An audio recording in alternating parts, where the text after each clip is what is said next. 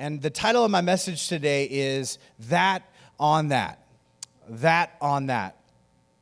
I wonder if I'm the only one with this experience, or if you've had it too, where you have gotten to the end of a month and you open your mail and you got that end of month statement from your bank, and you opened it up and you started looking at all the itemized things that had been spent through the course of that month. And part of you was like, I don't even remember doing half of this, okay?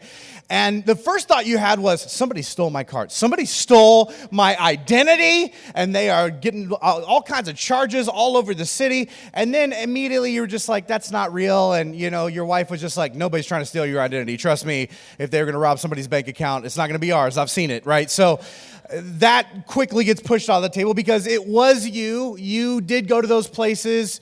You did spend all that money. And in that moment, you have this overwhelming feeling of, I can't believe I spent that on that. I can't believe I spent that on that. Anybody know what I'm talking about? You know this feeling, where you're just like, how much? You're counting up the Chipotle charges. You're like, are you kidding me? How many? That's so like I paid the lease payment on that Chipotle over the course of this last month. Like, so much. I can't believe I did. It was so much money, right? Like, it just insane. It's unbelievable, right? Like, some of you, this is true for you. Some of you, you can't even relate to this. This is not the story that you're familiar with. You are more familiar with a different version of this same sentence when you get that bill, where you open it up and you look at the itemized spending, and your version is, I can't believe you spent that on that, right? How many know what I'm talking about on this one, right? Some of you are already nudging people, and there's fights breaking out all over the auditorium between couples. You're welcome. Just trying to make your life better. And it has to get worse sometimes before it gets better, you guys, for reals. For reals.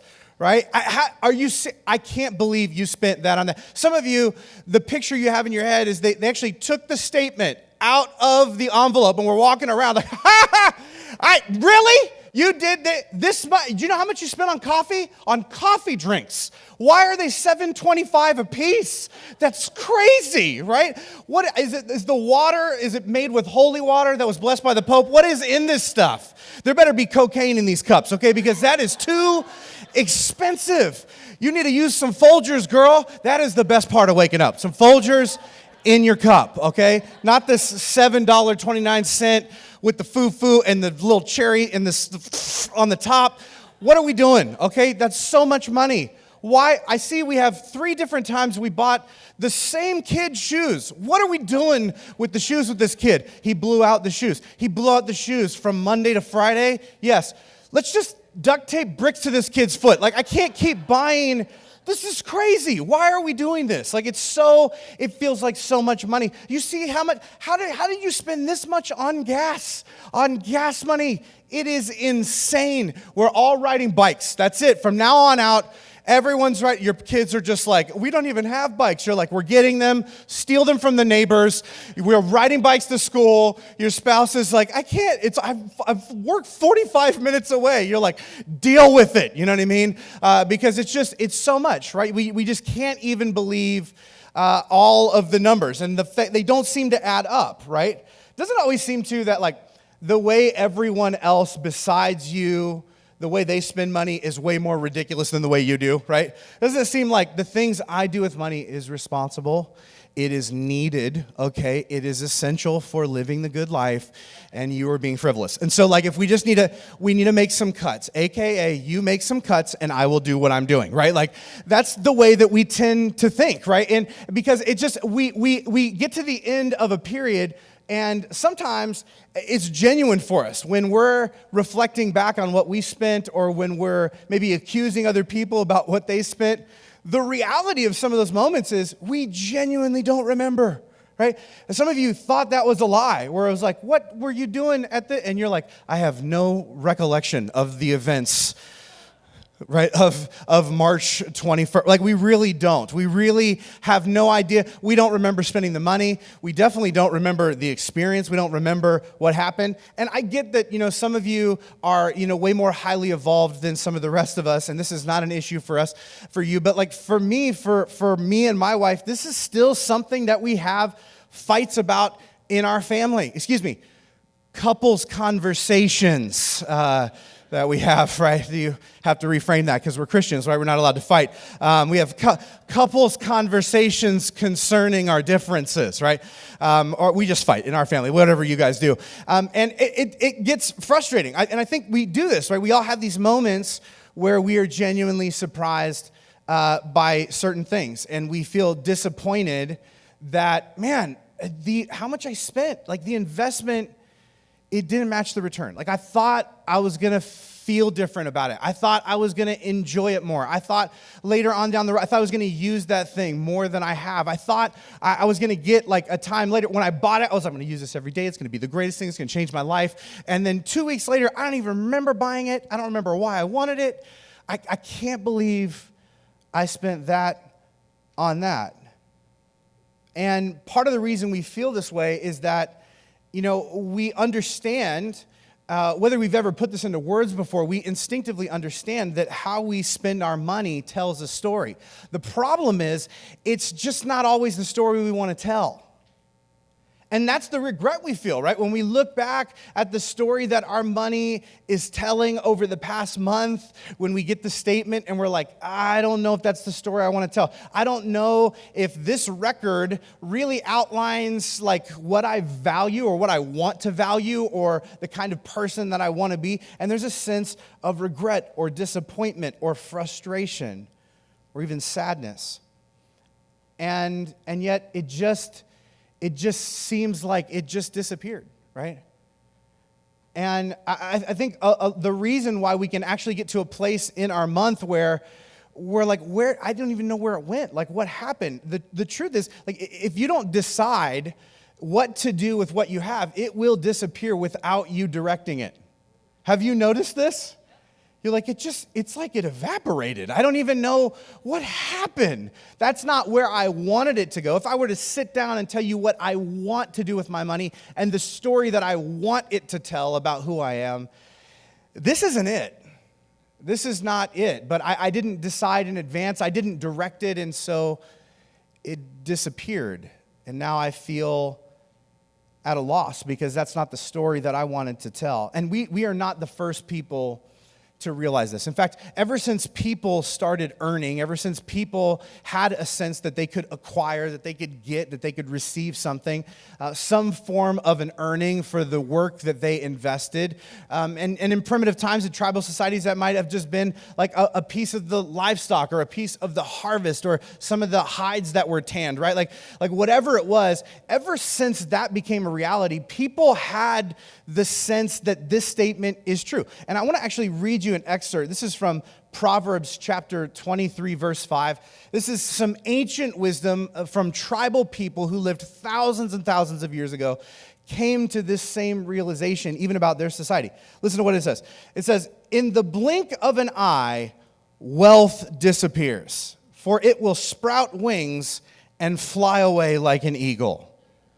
Has any passage of Scripture ever felt more true, right? Some of you are like, wow, yes to that, right? Somebody embroider that, put it on a pillow, put it on every single one of my kids' beds. Like, that's what, this feels so real. Like that, I mean, that's what it's like, right? Especially, right now we're in coming down on tax season, right? And some of us are like, we are? Yeah, we are. And so you might want to get that together if you haven't already. But, I wonder if you've looked at that return and had this sense, like this felt more, I think this sentence, these phrases feel even more true in the light of reflecting not just on a month, but on the course of a year and the story that your money is telling, where you look back at how much you made and maybe incrementally throughout the year, like how much you actually got in your paycheck didn't feel like much. But when you look at it, in that little column, the lump sum of what you actually made for the year, you're like, not bad. That was pretty good. Is this a misprint? It didn't feel like that much, right?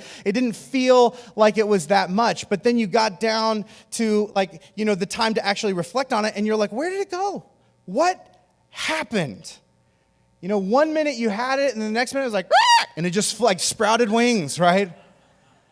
And it was gone, right? In the blink of an eagle, right? It just happened. And it creates this feeling of disappointment, disillusionment, even depression in us. When we have this realization, and we all eventually do, there's a sadness that overcomes us in the midst of uncovering this truth. And again, this is something that people have been waking up to for generations and generations. If we flip back all the way till one of the wisest and wealthiest men who has ever lived, King Solomon, who is credited for having written the book of Ecclesiastes, this is his reflection on the same idea. When he kind of comes to this same thing of man, it just kind of disappears. It just kind of flies away, kind of slips through your fingers. He says in Ecclesiastes chapter 2, verse 20, he says, I gave up in despair, questioning the value of all my hard work in this world. It's a great tragedy. And what do people get in this life for all their hard work and their anxiety? Their days are filled with labor and pain and grief, and even at night, their minds cannot rest. It's all meaningless. It sounds like a Facebook rant, doesn't it? Some of you are like, I think I've typed that at night before, right? I'm pretty sure if I scrolled back, I've posted those exact words, right? This ancient sentiment proves true in our modern world, maybe even more so. That feeling of just what is the point? What is all this work for? I worked so hard. I put in so many hours. I put in so much effort. And what's the point? It just felt like it just evaporated, it disappeared, and I despair. That's what I feel. I feel like just giving up, not going in. It feels tragic, right? I think even this one sentence gets me every time. This idea that even at night, their minds cannot rest. Does that speak to anything you've ever experienced before? Anybody ever stayed up half the night worrying about money? Just anxious about what are we going to do? We shouldn't, I don't know if we should have spent that. I don't know if we should have done that, and we still have to do this, and how am I going to pay for this other thing? And I need a raise. I need a raise. I need more money. And how young is too young to start a kid working? I don't know. Is 4? Is that bad? I don't know. I feel like there's something they could do to contribute to this. And we panic. We stay up. Some of us, we have woken up, and the person that we share a bed with has already been up, waiting to dump their anxiety about money on us as soon as we woke up, right? They're like, oh, and they're like, good thing you're here. I've been looking over the budget, and I need to have a conversation. Do you know how much cleats cost? They're a lot of money, right? And you're like, what's been happening, right? Why are your eyes bloodshot? What's going on? Better be Folgers in that cup. Okay, you better not have bought something else while you were stressing to keep you awake. I can't deal with that right now, right? It's, we work so hard, and then we think, for what? It's gone so fast. And we all instinctively know these things. We get the things intuitively that these wisdom writers are telling us, that money evaporates, that when we get obsessed over what we've got, we still need to get, and it causes anxiety, it causes depression and despair. And so what are we supposed to do? Because these passages do a great job of mirroring the problem back to us. We're like, yeah, absolutely, I get it, I feel that way. But they don't do a lot in the way of prescribing a solution. And yet, it doesn't end here. This is the beauty of Scripture. Wouldn't it be horrible if that's all the Bible did? Was this is what it looks like to be you. Well, I guess just give up. Good luck with your despair, right? But that's not the whole of Scripture. The Scripture holds a mirror up and says, is this what it looks like to be you? Is this what it feels like to live your life? Is this what it's like to be a part of your culture, to be kind of hijacked by the values that maybe you don't share, but you get they get siphoned into your life and you get caught up in the whole thing? Like, does that look like you? Here's good news. Like, you don't have to live like that. It doesn't have to be like that. There's a better way to be human. And I think we get a glimpse of this better way, again, back in the wisdom literature of the Proverbs. And I want you to listen to this, and we're just going to pick apart what's actually being said here. Proverbs chapter 13, verse 22. It says, good people leave an inheritance for their grandchildren, but a sinner's wealth passes to the godly. Good people leave an inheritance for their grandchildren, but the sinner's wealth passes to the godly. What does this mean? Because there's a lot of really loaded words here that can be misunderstood and misinterpreted that change the value or the meaning or the prescription of what is being put in front of us here. And I think the first word that we can get hung up on is the word sinner. Like, what are we talking about when we say sinner? Like a sinner's wealth. Like, and what is wealth? Because and here, some of you are like, I wouldn't consider what I have wealth. I mean, I'll show you the numbers. It does not feel like wealth, right?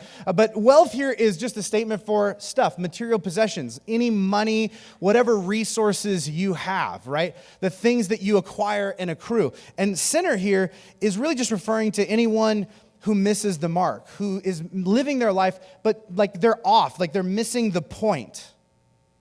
And ultimately, in the context of this passage, it's talking about someone who has aligned themselves in spending or investing a way that actually steals their peace.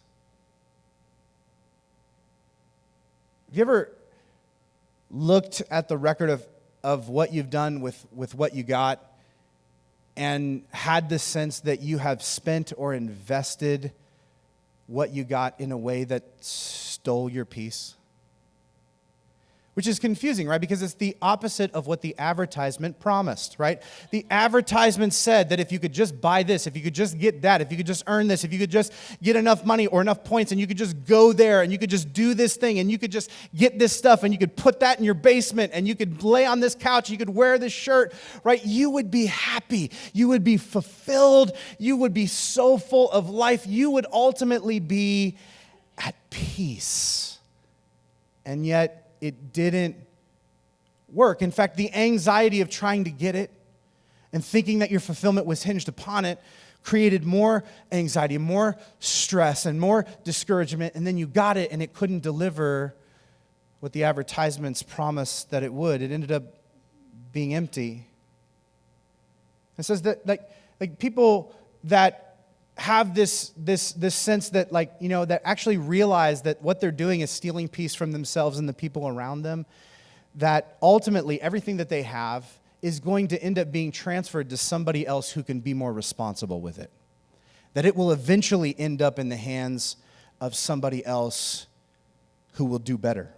And it may take time, but that's their fate.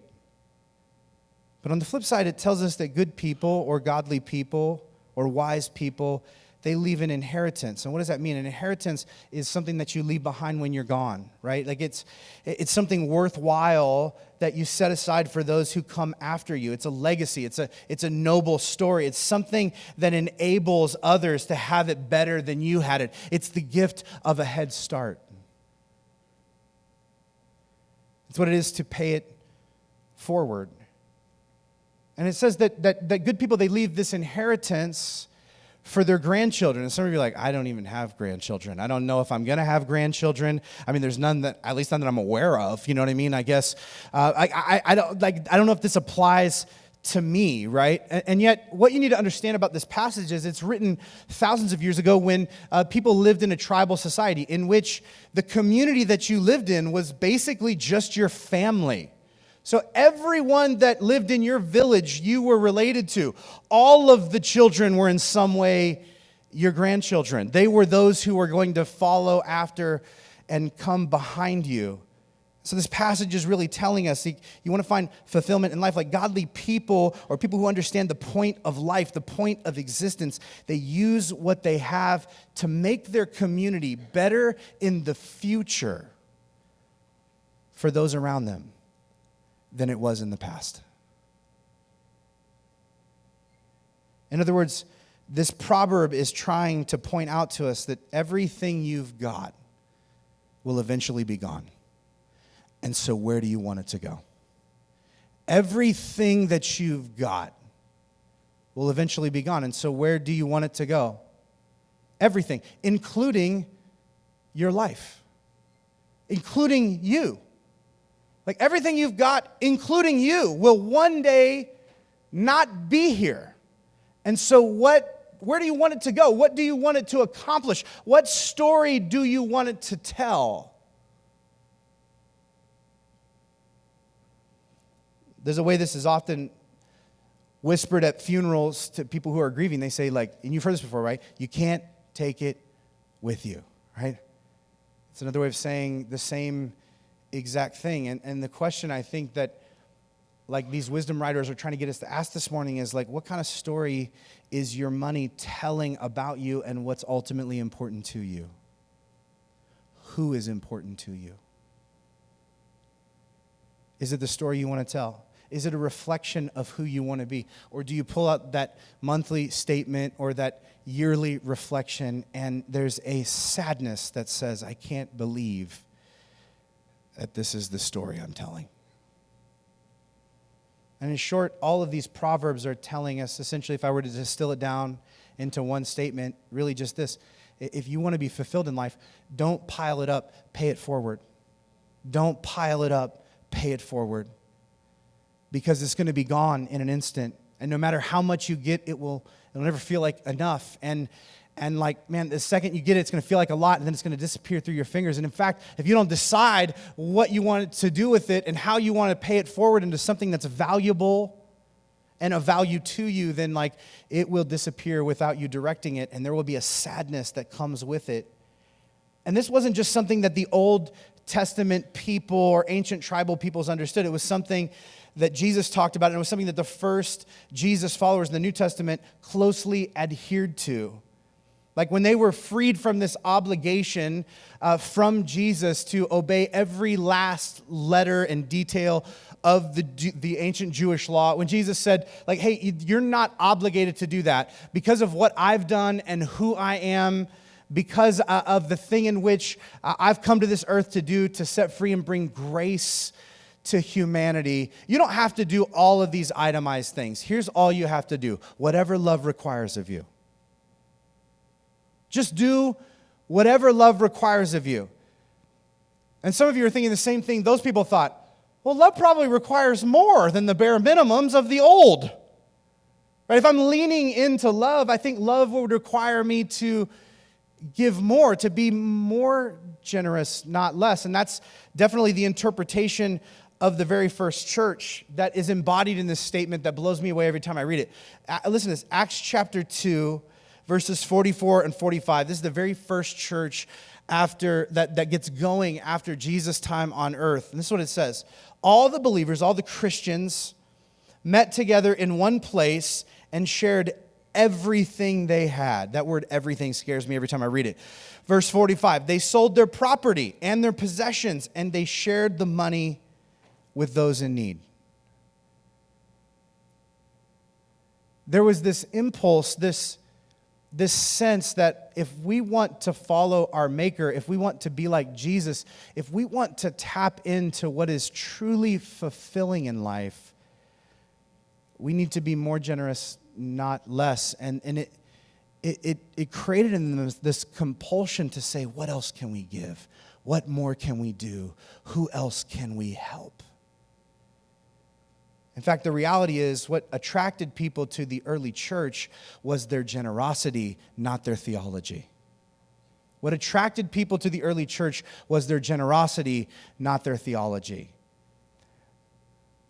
And, you know, that makes sense when you think about it, because we believe some crazy things. I just want to say it out loud, right?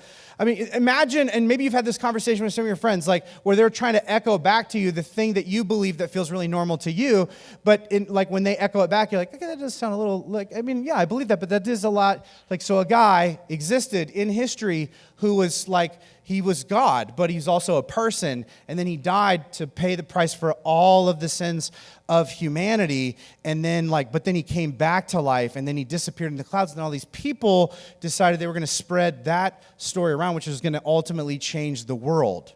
And you're like, I mean, I feel like I said it better, but yeah, I mean, that's kind of right.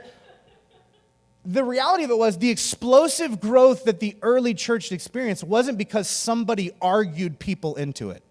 It wasn't because somebody made an incredible, logical, loophole-free argument that people were like, wow, when you say it that way, when you type it in all caps on Facebook in that context, I have got to just drop my defenses and get on board with what you're doing. That wasn't what did it for people. It was the extravagant generosity that was displayed. It was the way that these people, these early believers, gave what they had to bless other people in order to tell better stories.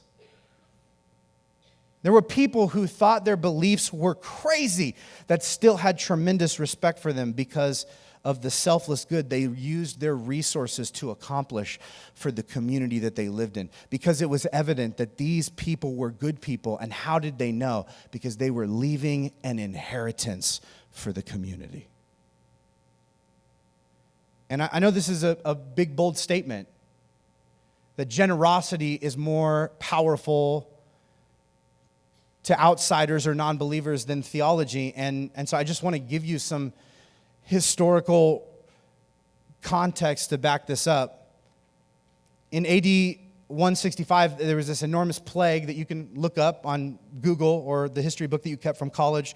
It swept across the Roman Empire, and it killed almost a third of the people that lived in the cities. So some of the rural areas were hit less hard, but people in cities were dying. And the historical sociologist Rodney Stark notes that while the still healthy fled cities in droves, including the pagan priests and doctors, Christians stayed behind to care for the sick, diseased, and dying, many of whom they had no relation to or were persecuted by prior to the infectious outbreak. Think of the power of that moment of generosity. Of people who were dying of a disease they did not understand, in the most pain they'd ever been in, and everyone they knew and loved abandoned them. And someone came to their house and showed up, and there was this realization that I know you, I made fun of you, I picked on you, I stole from you, I ridiculed you, I held coats while people beat you. And yet my family abandoned me, and you're here to care for me. This is a level of generosity I don't understand, but it requires my attention. Stark writes that while Roman philosophers, including Aristotle, taught that the gods cared nothing about human beings, Christians asserted that their God did, and they attempted to display his love for humanity by giving, serving, and sacrificing for their neighbors. By and large, the Roman Empire and its pagan temples were not interested in helping to care for the poor, sick, and the needy, but Christians insisted it was their duty. And these people, these early Christians, they were willing to give everything, including their own lives, in order to love their neighbors. And this is why it had such a phenomenal impact on outsiders, so much so that the church, historically, from this point on, from the book of Acts on, grew by 40% a year for the next 400 years. And it wasn't because people argued followers into it. It's because they loved people to life through their generosity in ways that could not be denied. There's a letter to Dionysius in roughly AD 300 that reads this way. He says, with regards to dress, food, and manner of life in general, Christians follow the customs of whatever city they happen to be living in, whether it's Greek or foreign, And yet there's something extraordinary about their lives. They live in the flesh, but they are not governed by the desires of the flesh. They pass their days upon earth, but they're citizens of heaven, obedient to the laws, yet they live on a level that transcends the law. Christians love all men, all people, but all men persecute them. Condemned because they're not understood, they're put to death, but raised to life again, or at least they believe. They live in poverty, but enrich many, totally destitute, but possess an abundance of everything. What does that even mean? Like, how can you be in utter poverty? How can you be destitute and yet appear to an outsider as like having an abundance of everything? What does that mean? What is he talking about? It means that somehow living lives of others-focused generosity granted these people the enviable traits that everyone was after, but their culture couldn't deliver. Love, joy, peace, patience, kindness, goodness, faithfulness, gentleness, and self-control. Oftentimes in our tradition, they're called the fruits of the Spirit, that when we follow after God and his generous example and we mimic his model, we experience something that everybody is desperate for, who has ever and will ever live. These people were experiencing self-fulfillment by adopting a lifestyle focused on becoming selfless, which was mind-blowing to the people around them because they're like, my culture tells me the opposite is going to work, but it's not working. So wait, pursuing selfless generosity is actually what fills yourself up? What? And people leaned in to the message of Jesus because it was working in reality. But how do these people do this? How do these people with so little manage to give so much? And why do those of us that have so much often do so little for others? And why do we feel like we're drowning in fear and worry, and like we're never going to have enough? And I think a lot of it is because we live in a culture, as did the Romans, and ours is even worse, that primes us to be takers. And what I mean by this is us always thinking like, hey, what's in it for me? And how can I get my hands on just like a little bit more? And you know what I deserve? And you know what would make me feel good, right? That's the mindset of a taker, right? And what happens is when we adopt the mindset of our culture, of the inherent greed that comes with humanity, we become a taker. And takers never seem to have enough. And if you have this sense, this feeling in your life that like, I feel like I never have enough, you've been brainwashed by the culture and by your sinful shadow to be a taker. And that's not who you're made to be. And yet Jesus tells us that the way to experience the life we really want is to become a giver. And a giver asks completely different questions than our culture is obsessed with. A giver asks these questions like, how can I be of service? Like, how can I leverage what I have on behalf of other people? How can I leave an inheritance? How can I help tell a better story in my community? What can I give? What can I do? And what ends up happening is givers find a sense of fulfillment and contentment, these things that the human heart is desperate for. And I wonder if you are honest with yourself this morning, which of these two things describe how you feel about your life? Do you lay in bed at night with this sense that like, I'm never going to have enough. We never have enough. It's never enough. Or do you lie in bed at night with this sense that, man, you are fulfilled and content? It's telling a story back to you about who you are and what you have come to value most, how your behaviors have come to define your belief system. You know what this word contentment means? I just want to update the definition in modern terms of what this is saying. Contentment is arriving at the end of your month, your year, your life, whatever we're talking about, and being able to look at yourself in the mirror and say, I did the best I could with everything I got. I told the story I wanted to tell. I'm proud of how I handled what I have. I left an inheritance behind for somebody else. This is what gives your life meaning. And yet most of us, when we look in the mirror, after we look at the statement, we have a sense of something very different. I wonder how your life, your fulfillment level would change and transform if you decided to, pre-decided to direct everything you have at these things. If you were honestly able to say, like, I mean, I did the best I could with everything. I mean, if I would have had more, I would have done more. But honestly, with everything that I got, I really did the best that I think I could have with the information I had at the time, with the resources I had at the time. I leaned into it to make the most of it. You know what? When I look at this, at the track record of how I've spent, that, that's a story I want to tell. I'm proud of that story. I'm proud of what this says about who I am and the way I spend and what I do and what I really care about and who I really care about and what I really support in life. I'm proud of how I handled what I had. Like, this demonstrates I'm leaving an inheritance for somebody else. I'm not just piling it up, I'm paying it forward. And here's what this means. It really what Jesus is and God is trying to tell us through all of these things is that fulfillment is found through increasing your standard of giving, not your standard of living.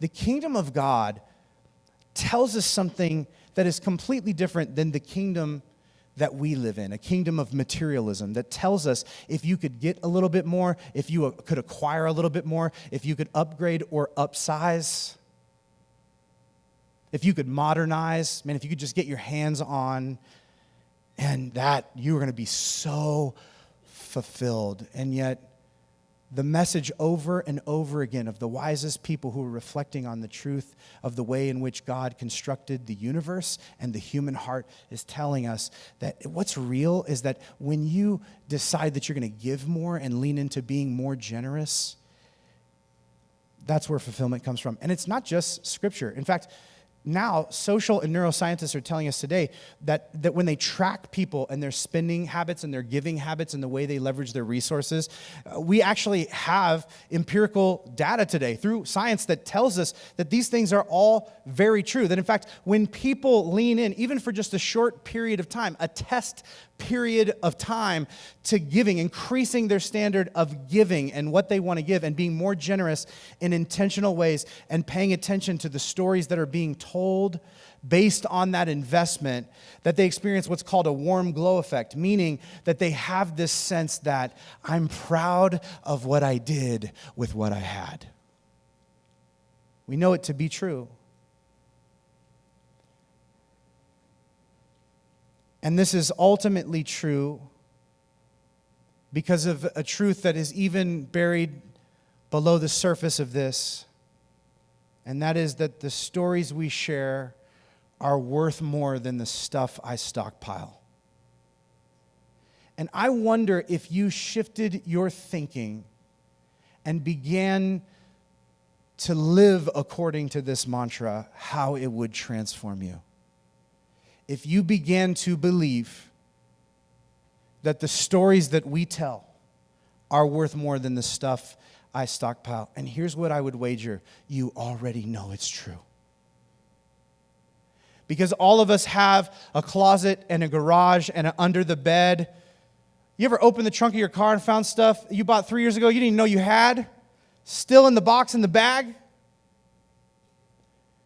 And when we stockpiled it, we thought it was going to work, and it doesn't. But actually, what ends up being more worthwhile are the stories that we share. And I will tell you, as someone who has done more funerals already this year than I care to, I will tell you, people echo this sentiment over and over and over again. I would trade all of the stuff I have ever stockpiled for a few more stories. To be able to pay it forward in a different way. Why did I pile it up? It's so worthless. I wish I would have invested it. I wish I would have left an inheritance.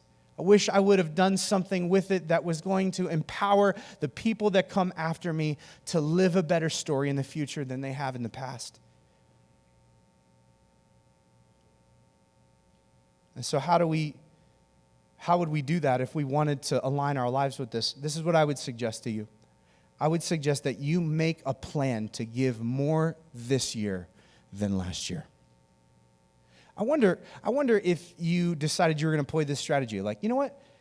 I'm going to do the opposite of what my culture tells me, which is like, you know how to be happy? Get more this year than you did last year. Go get it, right? Pound the pavement, like prove it, like make it happen. Create something, hustle, right?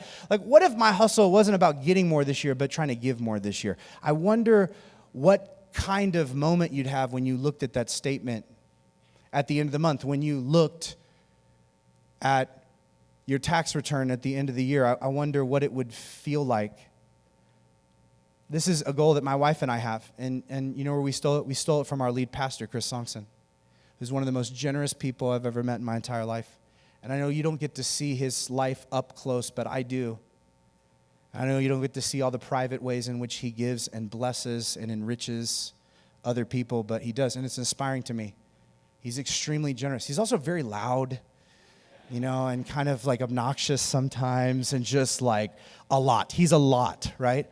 But I wouldn't change him because he is who he is, and I don't want him to be someone he's not. But there's so much that I've learned about what it looks like to live a full life from him. But guess what? He didn't start with him. He stole it from the early church, and they stole it from Jesus, who stole it from ancient wise men who were just noticing the way in which God designed the world to work. And I wonder if you were to put this into place, and where would you direct this? Here's my challenge in a very real way.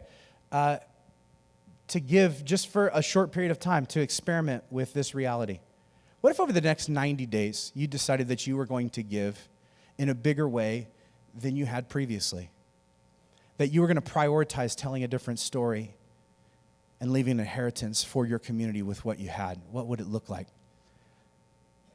On all of your chairs, there's this card that we had last week, and you can go ahead and pull it out if you want to as you continue just to scribble down some notes and continue to listen. We have this card called a 90-day challenge card, and it's something that we do every single year here on all of our campuses where we encourage people like, hey, why don't you try this out? Why? Because even something that we know would be fun or good for us or make us happy, we're still intimidated by it. We call this training wheels towards generosity. Because like, you remember when you first wanted to ride a bike, you were watching other kids, you're like, that looks like so much fun. I'm afraid to die though, right? Like, and so somebody that loved you put some training wheels on that bike and kind of ran alongside you, and you got the hang of it, and then they took the training wheels off after you kind of like, you had this kind of risk-free way of figuring out how it worked and that it was beneficial and that it was worth the investment, right, of your time, and it was worth the risk. And that's what this is we encourage people to like, hey, what if you for 90 days, we so believe this will transform your life, your existence, your level of fulfillment. We want to give you a mechanism to do this. And the reason why we call it training wheels is because we look to take the risk away from you. And that is after the 90 days, if you turn this card in, like part of it's for you and the part with your name and your address is for us, because hopefully you are aware of what your name is and where you live, but we want to know what like those things are and what you're committing to do for a couple reasons. One, so that we can follow up with you, so that we can encourage you, so that I'm going to send out an email and some letters this week, like letting you know, like here's some ideas about how to reorganize your life and prioritize being a generous person. Like, here's how to do that. We want to follow up with you. We want to hear the story of how it's working or if it's not working in your life. We want to encourage you and walk it out with you and help you to live at a higher level in your own life. And at the end of that time, you get your monthly statements and you look at the giving and you're like, you know what? What a waste. Ugh. I can't believe I gave to this thing. Like, you know, the orphans that they helped in Africa and the people that they clothed and fed and the people that gave their lives to Christ and will spend eternity in heaven, what a waste. I want my money back, right? And if that's really where you are, like even set that aside. Even if you're at a place where you're like, I thought I was going to feel more content, more fulfilled in giving. That's what you said. If you don't feel that, we want to encourage you to ask for your money back and we will give it to you. And we've done this every year since I've been here on every one of our campuses. Only one person has ever, to my knowledge, ever asked for their money back. It was because they wanted the carpet that was installed to be a different color. And that's kind of a shallow reason to me. You guys run with it, whatever you think of it, that's fine. But like, without exception, everyone else comes back and says, you know what? This really was of benefit to me. I'm so glad I gave it a shot. I'm so glad I gave it a try. And the reason why they find it meaningful is because they realize that it really is true in the long run, that the stories we share are so much more meaningful, so much more significant, so much more important than the stuff I stockpile. In fact, I want to just share a couple of stories from our campuses, from just 3 of our campuses that have happened because of your above and beyond giving. I brought 3 pictures with me, and the first is of this woman who's actually from our Costa Mesa campus. Her name is Lisa, and she recently gave her life to Christ, and it was because somebody had leveraged their generosity through our church, through Beyond Our Walls, to put up a donut wall and let her know that she was loved. And some of you are like, I don't know if I believe in the power of Jesus yet, but I do believe in the power of donuts. And so that this does resonate with me. And it really did. It is impactful. And she came and she became part of the church. And as she became part of the church, she found community. She found a sense of family. And this loneliness that she was experiencing began to wash away. And in fact, next weekend, on the 24th, on Sunday the 24th, she's going to be baptized on our Costa Mesa campus. Her life has been changed. Her story has been changed because you gave. In the center, the good-looking bearded guy there is Pastor Mike from our San Diego campus. And the woman who's trying to touch her face, she's smiling. She's trying to wipe tears out of her eyes and not show that she's crying, because she's a single mom from our San Diego campus that through Beyond Our Walls was struggling to try and make ends meet with her kids, and decided that she was going to quit a job that was demeaning and that she was going to go back to school. And there were people in her life that were going to help watch her kids, but she didn't even have the ability to get books and a computer. And that in that bag is a brand new laptop that we bought for her so she could start her life over again and design a better future for her family. And that is your story, because you gave. This last picture is a picture from this campus. It's a picture that was taken right over here of Amber, who struggled tremendously with depression and a lot of things that have happened in her life. And because of her finding Jesus and her experiencing community here at South Hills, she had hope. And man, as a dad, you look at that guy's face in the background. If that doesn't move you, you might be a robot. I just want you to know that. And here's the thing. I asked our campus pastors, what stories do you have from this month? They sent me all these pictures and all these stories in this text thread. There was probably 50 stories in there. And I realized there's no way I can tell them all, and they're all from the past few weeks. And when I look at that and I look at the statement I get at the end of the month that tells me how much money I gave, how much I tithed, what the dollar amount is, how much I invested in Beyond Our Walls, how much my family put into what we believe God is doing here. And I will tell you, I don't regret the stuff I didn't stockpile, but I am proud of the stories that we get to share. And there's something about it that fills me up and makes me content in a way that is difficult to describe, and yet you have felt it and experienced it before. But if you don't if you don't determine and decide ahead of time what you value and what you're going to do with what you have, it will disappear. It will evaporate. It will sprout wings and fly away, and you will be left with the story you don't want to tell about the life you lived with what you were given. A lot of times people ask the question why does God need me to give? He does not need you to give. You need you to give. God is so graceful and compassionate that He wants to wake you up to the reality that when you live selflessly, a life of generosity aimed at other people, there is a weird kingdom principle in which yourself begins to fill up, in which you begin to find purpose, in which you begin to realize that you have left an inheritance that will echo into eternity. And on the day that you are gone, nobody will be impressed about the stuff you stockpiled. I wonder how many stories are going to be attached to your name. That's worth making a priority. And that's why we are passionate about saying, hey, take 90 days and decide you're going to give. And some of you are like, well, you just want me to give my money here. Yeah, I do, right? Because I believe in what we're doing here. But if that bothers you, give somewhere else. I would ask you this question, though. It's weird to me that you would entrust a pastor with your eternity and your spiritual journey and with tools as to how to live the best life that you could possibly live, but you wouldn't trust that person to give your money to. And I would say, man, you should probably find a place where you can trust someone with both those things. But I get to watch the stories that we tell through this place with your giving. And I fully realize that it's not just improving people's lives now, but it is creating a better future for people that some of us will never meet. And it's worth it.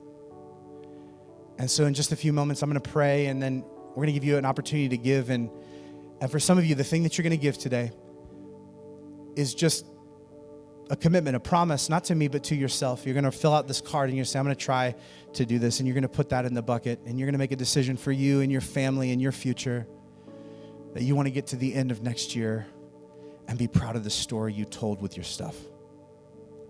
Would you bow your heads with me this morning? Father, I thank you for your love, your grace, your mercy, for everything that you have given us and gifted us with.